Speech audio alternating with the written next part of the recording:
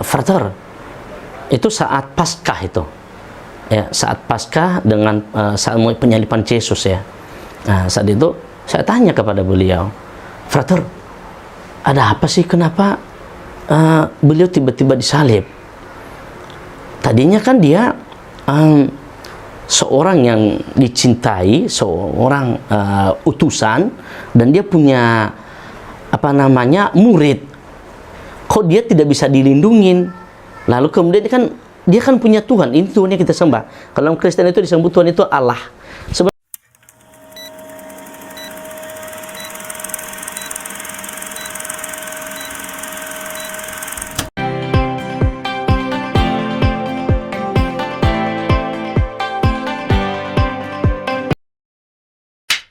Bismillahirrahmanirrahim. Assalamualaikum warahmatullahi wabarakatuh. Alhamdulillah, salatu wassalamu ala rasulillah wa alihi wa ba'd. Sahabat ngaji cerdas yang Allah subhanahu wa ta'ala muliakan semuanya, kita semua bertanya-tanya, kenapa loh Ustadz Abdul Aziz ini kok bisa meluk agama Islam ya? Lalu kemudian menjadi seorang da'i, sudah jadi da'i, mendirikan yayasan lagi ya. Ini sungguh luar biasa. Nah, sahabatku yang saya banggakan, dicintai Allah, saudaramu ini masuk dalam agama Islam tentu punya proses dan sebab. Nah, awal mula saya masuk agama Islam itu, saudaraku, itu dikarenakan satu gundahan hati ya, satu gundahan hati yang ingin mengetahui tentang agama Islam itu sendiri. Yang pertama, ketika saya masih berada di sebuah karantina dahulu, saya perkenal dulu ya, saya itu dari Kristen Katolik ya, dan saya seorang yang dididik dalam binaan keremajaan Katolik, dan saya dapat sebuah yayasan dulu, lalu ada pastor-pastor saya di sana, sehingga dulu saya pernah ngomong kepada pastor yang senior saya, seandainya saya nanti keluar dari agama ini bagaimana? Ya, itu urusan Anda. Kalau seandainya nanti Anda udah masuk situ, jangan main agama, jangan keluar lagi. Ada orang yang masuk Islam lalu keluar lagi, ini boleh katanya. Dan itu saya pegang. Namanya pastor saya dulu, namanya Pastor Walfried, orang Jerman, dan itu yang membimbing saya dahulu. Dan ternyata orangnya fleksibel ya, seperti begitu. Apa sih yang menyebabkan saya itu terenyuh hati saya? Yang pertama, saya sadar kepada Allah Subhanahu wa ta'ala, saya itu ketika dulu berada di Pulau Nias ya, saya berada di asrama namanya asrama Faomasi, sebuah asrama ya yang binaan Katolik untuk anak-anak yang disekolahkan oleh Paroki Nias Tengah namanya, di daerah Tegijita itu. Lalu mereka semua gratis, luar biasa. Ini program Katolik ya, mencintai umat, dan itu terenyuh, dan itu sifat-sifat seperti itu terbawa sama saya sampai saat ini, sehingga juga saya menjadi seorang pejuang saat ini. Saya juga harus jadi artinya ada nilai-nilai kebaikan di sana, tapi semuanya proses ya, untuk mencari lebih baik ke depan. Nah, saat itu saya sempat banyak bertanya jawab dengan frater saya.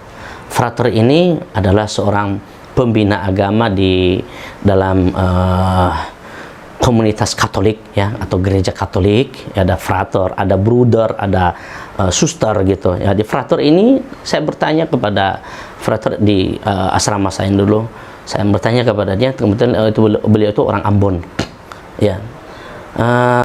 Frater, itu saat Paskah itu ya, saat Paskah dengan saat penyaliban Yesus ya. Nah, saat itu saya tanya kepada beliau, Frater, ada apa sih, kenapa beliau tiba-tiba disalib?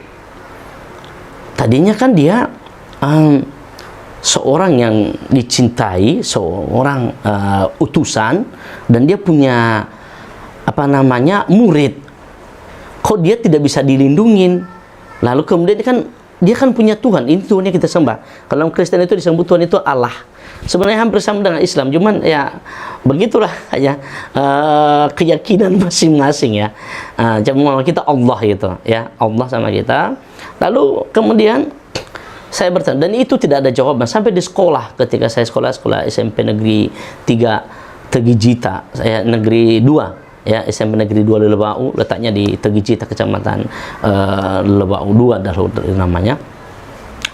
Saya masih tanya tuh, Frater, ini mohon penjelasan, ini kenapa dia tiba-tiba jadi Tuhan?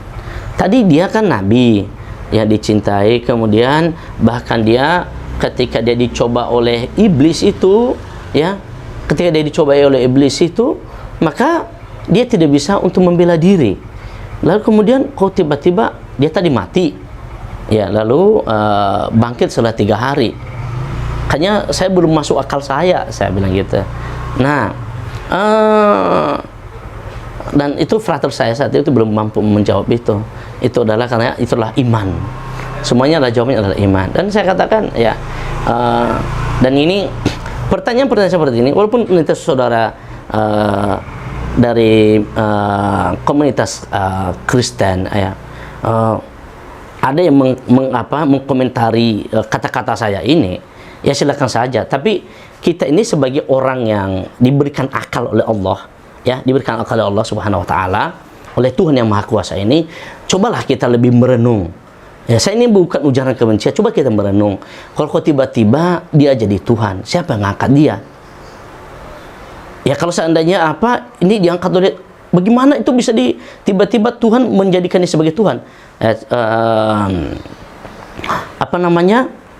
Ada satu namanya sebutan Trinitas itu dalam Katolik, dan itu sesuatu yang semestinya adalah menjadi sebuah renungan bagi saudara kita.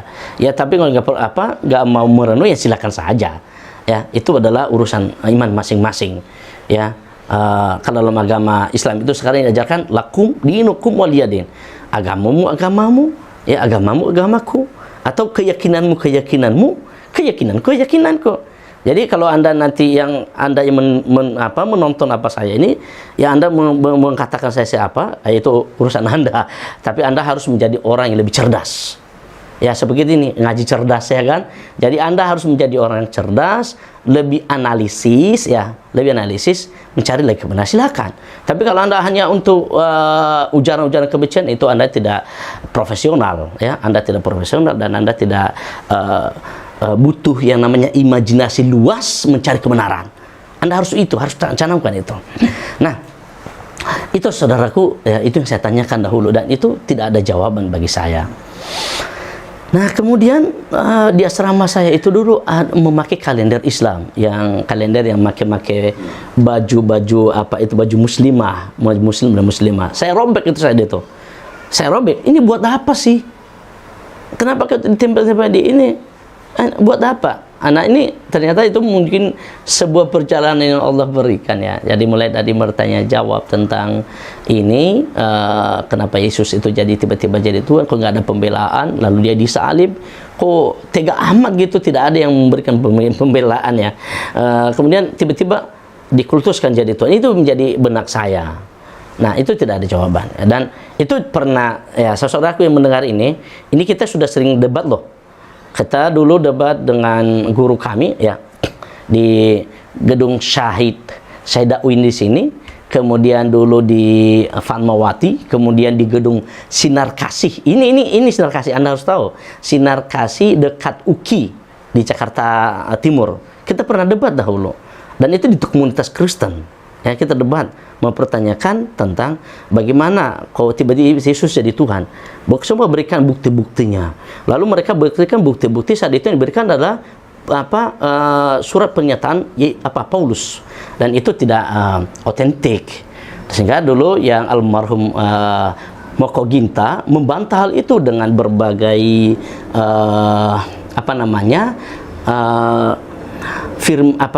ayat-ayat yang ada tercantum dalam Injil sendiri, bantahannya ya. Walaupun si Saifuddin, ini untuk saudara Saifuddin ini ya, saya berikan ultimatum buat Anda jangan coba-coba terus untuk menjelek-jelekan Islam. Anda bukan seorang yang pendeta yang benar ya, tapi coba jangan dong seorang pendeta yang gentleman, tidak menjelekkan. Ya, saya ini sekarang itu menjelekkan ini. Saya cuma mengungkapkan kebenaran ya. Jadi seperti begitu. Saudara-saudara yang mata Allah Subhanahu wa taala. Yuk, saya cuma berpesan, yuk sama-sama kita ini lagi kan diberikan akal oleh Allah. Berarti kita harus berpikir, kita harus lebih beranalisis lagi untuk mencari kebaikan ke depan. Ya. Ya, kalau itu buat saya seperti begitu. Ya, untuk mencari akhirnya ya ketika itu saya belum bisa menjawab itu, dan saya masih diperjuangkan oleh pastor saya untuk sekolah di Polonias. Saya pernah ditunjuk dulu untuk masuk ke Santa Saverius di kota Gunung, tapi ya karena nggak ada biaya, karena dibebankan biaya buat saya separuh dan separuh dari pastoran, dan saya nggak sanggup. Akhirnya saya pergi merantau ke kota Medan sambil kerja, sambil sekolah ya. Perjuangan saya alhasil saya bisa sekolah ya, saya bersekolah. Apakah saya masuk Islam di sana? Oh, enggak. Jangan Anda pikir, oh enggak, ini Silianus dia masuk Islam itu karena masuk sekolah. Enggak saudaraku. Itu masih proses ya, masih proses. Dan saya tidak serta-merta langsung masuk dalam Islam, karena saya mikir keluarga saya itu para misionaris semuanya. Abang sepupu saya itu dia seorang katekis di Mentawai.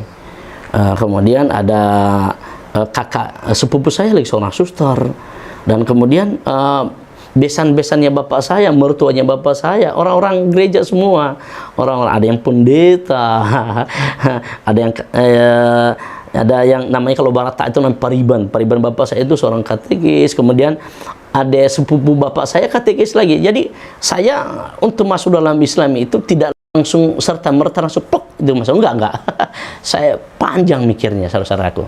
Saya panjang. Kemudian ya keluarga saya itu banyak, ada yang ini di Riau itu ada seorang anggota dewan dahulu ya, walaupun ya beliau udah innalillah, dan ya, itu saya harus banyak saudara saya yang pendiri yayasan Katolik. Nah, saya mikir itu tentunya, aduh, ini nanti kalau saya masuk Islam ini luar biasa. Dan ternyata ketika saya masuk Islam ya, saya masuk Islam dan itu banyak hujatan, banyak tantangan, banyak perdebatan, banyak resiko yang saya harus dapatin ya. Ya, salah satu resiko itu saya dulu disiram dengan air babi untuk mengembalikan saya menjadi Kristen lagi. Dicocokin mulut saya ke babi yang sudah dipotong-potong, lalu ditibur saya. Ini nggak bagus, nggak fair ini begini, ini nggak bagus. Ya, saudara, yang kalau ada saudara Anda, yang saya katakan sama saudara Anda yang menonton video channel Ngaji Cerdas ini, jika ada saudara Anda yang masuk Islam, jangan menjadi usil. Ya, tapi Anda coba dong. Anda kalau seandainya punya orang yang berilmu itu, ada argumentasi. Ini saya katakan sama Anda nya, jangan sakiti dia, tapi ada argumentasi. Jika benar yang Anda ungkapkan penuh dengan dasar, ya berarti Anda gentleman. Kalau Anda cuma hanya mencaci maki, itu Anda sama saja adalah orang tidak berpendidikan. Ya, saya katakan seperti itu. Ya, ini banyak ini saudaraku dari Polonias ini yang suka menghujat ini. Anda nggak sih? Coba kita lebih ini lagi. Ya, saudaraku yang sering menghujat ini di YouTube. Saya punya YouTube ya. Saya punya YouTube dan banyak yang mewawancarai saya seperti ini. Saya katakan sekali sama Anda, coba Anda lebih cerdas lagi, jangan suka menghujat, tapi ajalah untuk dapat berdialog. Itu lebih bagus. Aja berdialog dengan baik. Coba kita dalam agama kami itu dalam Islam itu wajadilhum billati hiya ahsan. Jadi silakan berdialog dengan dia itu dengan yang baik, jangan menghujat. Nah, itu beda ya kalau seandainya Anda hujat umpamanya Nabi Muhammad.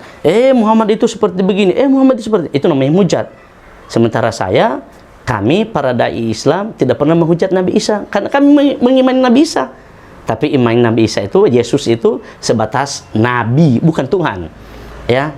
Karena kami kalau mengimani Nabi Isa berarti kami tidak sah iman kami. Coba Anda, seandainya Anda tidak mengimani Nabi Muhammad, sah nggak iman? Itu urusan Anda. Itu urusan Anda. Ya.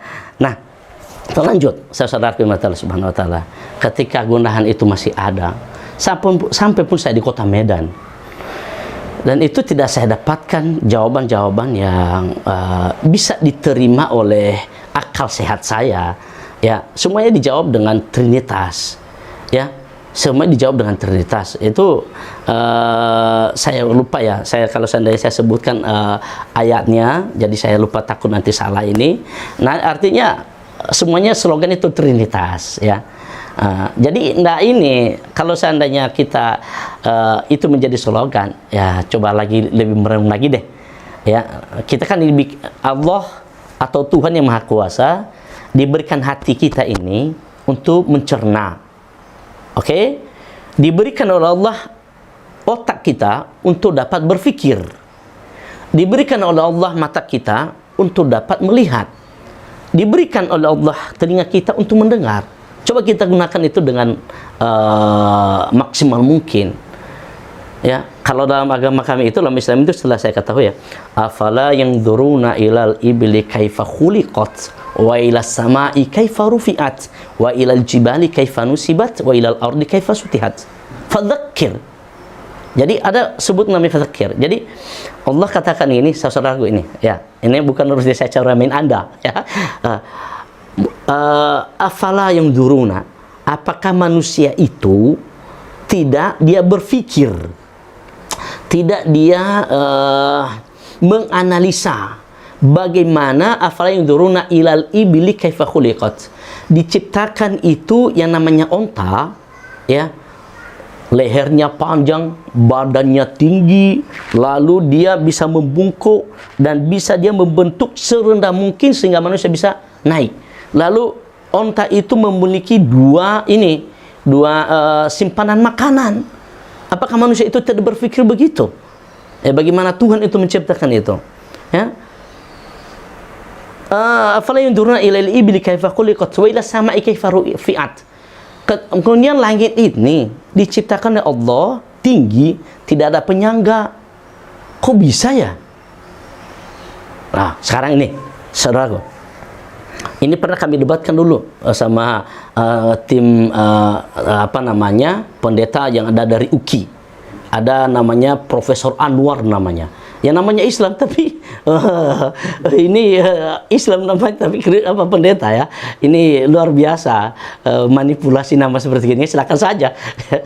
Tapi ya moga-moga dengan Anwar itu bisa menjadi hati menjadi lembut, tapi orang yang baik, orang yang baik. Nah, kami katakan saat itu, Pak Pendeta ya, apakah dengan seperti begitu, coba deh kita pikir, ketika Yesus menjadi Tuhan, apa yang sudah diciptakan oleh dia? Sekali lagi, ketika Yesus menjadi Tuhan, apa yang sudah diciptakan oleh dia? Dan itu terdiam seluruh jemaat saat itu. Termasuk ada orangnya situ dari daerah saya, ada pendeta dari dia saat itu, dari Teluk Dalam, dan saya temui dia. Saya bercakap-cakap dengan dia, cuman ya marga duha dia, ya cuman nggak panjang bicara karena memang dalam situasi dialog agama. Ya lagi-lagi saudara-saudaraku, kalau Anda mau berdebat, ya jangan debat kusir, tapi ikutilah secara Islam. Ya, billati hiya ahsan. Jadi berdebat, berdialog dengan cara yang baik, jangan saling menghujat. Itu nanti kita akan temui loh.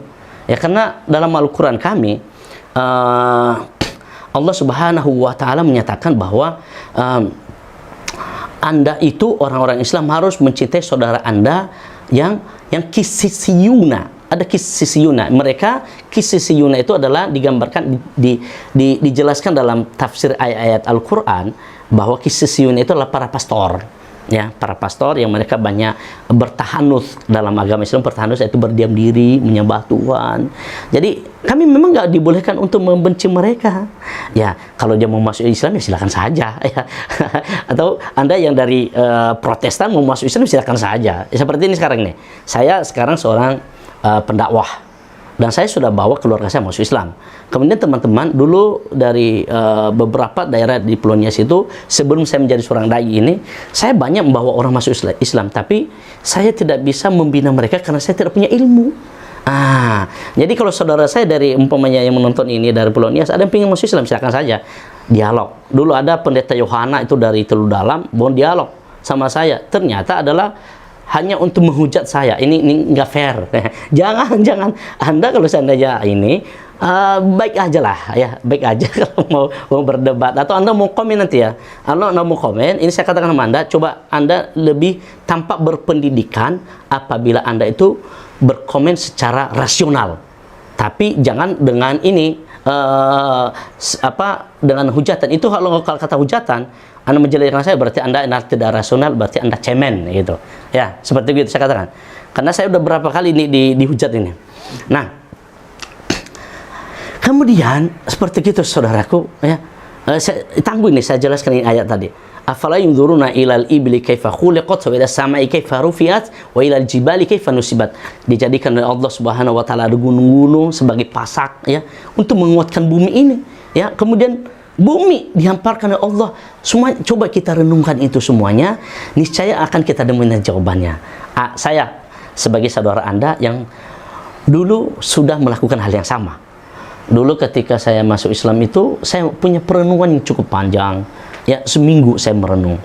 Karena ketika saya sekolah di Kota Medan, lalu karena nggak ada menemui jawaban tadi, kemudian saya sudah berada di daerah yang banyak komunitas Muslim memang saat itu, dan saya kerja di sana. Lalu saya menemui gereja dan tidak sesuai dengan gereja saya. Itu kan gereja yang saya temui saat itu gereja GPDI, ya, GPDI, dan itu tidak sesuai dengan Katolik. Lah, kalau dalam ajaran Kristiani, maka itu tidak akan bisa seseorang itu mengikuti suatu ajaran yang berlaku, walaupun dia boleh aja datang mengikuti ritual, tapi dia nggak mengerti dan dia tidak disahkan sebagai jemaat gereja itu sebelum dibaptis. Itu tidak disahkan. Contohnya sekarang adik saya itu sekarang ada di Kota Medan. Dia kebingungan saat itu sampai bertanya sama saya, saudaraku. Ya, biar tahu. Bertanya sama saya, "Bang, aku belum disahkan ini." Padahal dia itu bimbingan dari karantina panti asuhan Katolik di Kota Medan. Itu di daerah Johar. Ya, Medan Johor, bukan Medan Johar. Medan Johor sana, ada sebuah yayasan di sana. Lalu tidak bisa dia mencari satu solusi yang akhirnya dia bisa disahkan di sebuah gereja. Akhirnya ya saya hubungi paman-paman saya masih Kristen di sana, Katolik. Saya, "Bang, tolong Bang, Om dibantu adik saya nggak bisa di sini." Ya, bagaimana dia bisa disahkan di gereja ini? Harus daftar dulu begini begitu. Nah, kalau Islam tidak. Ya, sekali kalau Islam tidak. Ini yang menjadi terenyuh hati saya. Ketika saya berada di daerah Kelurahan Bandar Selamat, Kota Medan, ya, di Medan Timur, ya. Lalu saya mau menuju ke gereja Katolik saat itu terletak di daerah Dr. Mansur yang ada di daerah Medan Padang Bulan di sana. Nah, untuk menjangkau itu butuh waktu yang sampai perjalanan angkot itu 1-2 jam. Nah, kemudian baliknya belum ongkosnya lagi. Waduh, kok ribet amat ini ya? Gimana ya? Saya juga mengikuti ini, kan nggak mungkin. Saya kan keyakinan saya Katolik dari niat orang tua saya. Seandainya saya masuk ini nanti saya dicemek. Aduh. Ya, berpikir. Ditambah dengan gundahan hati dari Polonias yang tidak ada jawaban yang menemui. Lalu, saudara-saudaraku yang dimati Allah Subhanahu wa taala, disinilah satu kenikmatan yang Tuhan berikan kepada seseorang yang ingin mencari kebenaran. Sekali lagi, satu kenikmatan yang diberikan oleh seseorang yang ingin mencari kebenaran. Ya, dalam agama Islam itu, katakan dalam agama Islam, dalam surat Muhammad, "Innallaha la yughayyiru ma biqaumin hatta yughayyiru ma bi anfusihim." Sesungguhnya Allah tidak akan memberikan perubahan pada diri seseorang. Ya, ini maksudnya luas, ya. Perubahan dalam perekonomiannya, perubahan dalam akal sehatnya, perubahan dalam ideologinya, semuanya Allah berikan, pendidikannya. Allah tidak memberikan perubahan, termasuk kita. Kalau seandainya kita mau diam saja, tidak mencari kebenaran, ya Allah tidak akan teteskan itu jalan kebenaran itu. Nah, di sini yang saya lakukan dahulu untuk beranalisis. Ketika saya berada di daerah tersebut, tepatnya daerah Bandar Selamat, dan salah satu tempat yang saya tinggal itu memang namanya Bang Hambali. Dia tidak pernah memaksa saya, walaupun saya kerja, dia tidak memaksa saya masuk Islam, enggak. Itu luar biasanya. Ternyata, dan abang sepupu saya saat itu udah masuk Islam. Dan itu abang itu tidak pernah memaksa saya. Ya silakan saja, itu urusan Anda. Itu urusan Anda. Ya, kalau mau masuk ya silakan. Tapi ternyata Allah punya skenario lain. Ya, punya skenario lain. Lalu itu kan skenario Allah itu karena saya tadi haus dengan ceramah agama. Ini ya, haus dengan ceramah agama.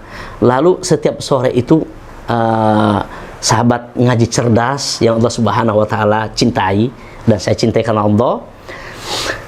Itulah skenario Allah. Apa itu? Yang pertama, terenyuhlah hati saya itu mendengar setiap sore dan selalu saya renungi lantunan-lantunan penjelasan ayat Al-Quran, terjemahan Al-Quran ya tentang keluarga nabi-nabi, yaitu khususnya di keluarga Imran yang ada di surah Imran. Itu tadi yang dibaca surah Imran.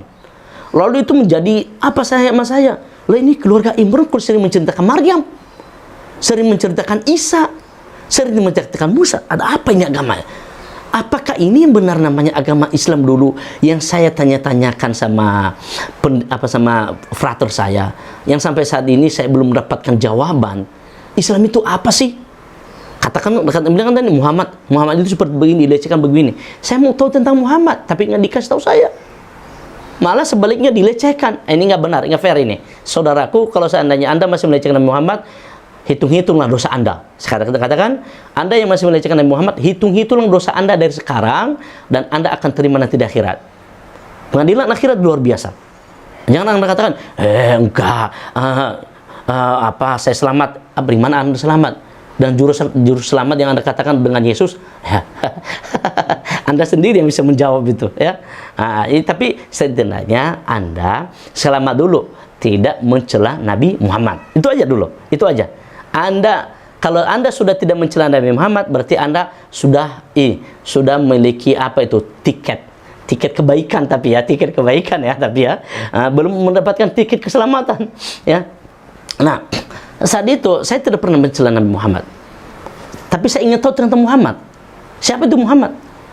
Alhamdulillah, dengan penjelasan lantunan ayat Al-Quran setiap sore ini, setiap sore hari mau masuk maghrib dan setiap pagi subuh, dan saya dengar terus, sehingga saya pun jarang tidur kalau udah masuk subuh itu, ingin tahu kalau ini kok ayat lebih menenteramkan hati, kalau menjelaskan keluarga Maryam, keluarganya, kemudian menceritakan Nabi Isa, Nabi Musa. Ini ada apa? Yahya. Ini kan juga dijelaskan di agama saya. Kok nggak pernah diakui Muhammad ini dalam jumlah nabi-nabi dan rasul di agama Katolik? Yang hanya mereka kan cuma 24. Yang diakui saudara dari Kristiani hanya 24. Ini Muhammad ini kenapa dia nggak diakui? Saya harus mau tahu ini. Itu menjadi apa saya? Ternyata Allah cinta dan sayang sama saya. Ya, kalau Anda katakan sebenarnya, Lianus atau Ia marga saya, Anda itulah domba sesat. Jangan-jangan Anda yang sesat. Ya, Anda harus dulu kembali kepada Anda. Jangan suka untuk mencela. Lagi-lagi, jangan suka untuk mencela. Coba lebih rasional lah. Jangan suka ini mencela, nggak bagus gitu. Anda tidak pernah mendapatkan titisan kebaikan, enggak, wallah. Ya wallah saudaraku, Anda tidak pernah mendapatkan titisan kebaikan selagi Anda masih mencela, nggak pernah. Ya, dan itu yang saya pegang. Ya, nah kemudian dari itulah saya mendengar, lalu kemudian saya pelan-pelan karena haus dengan nasihat agama, ya karena sulit itu menjangkau gereja Katolik ya. Yang saya tahu saat itu di daerah Dr. Mansur. Lalu kemudian hari Jumat itu saya sembunyi-sembunyi di halaman masjid mendengar khutbah Jumat. Pas tadi itu yang khutbah Jumat itu Pak Ustadz Kiai Haji Rangkuti, marga Rangkuti, dia orang Batak gitu.